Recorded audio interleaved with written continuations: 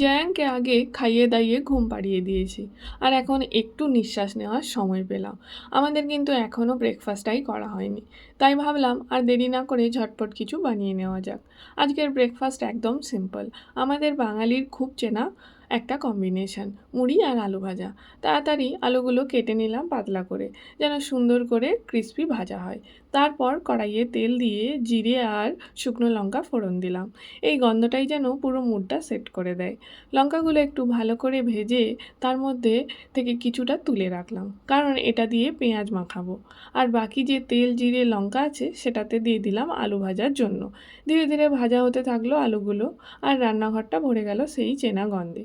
এদিকে আমি পেঁয়াজ কেটে নিচ্ছি, লঙ্কা নুন দিয়ে মেখে পেঁয়াজের সাথে ভালো করে মিশিয়ে নিচ্ছি।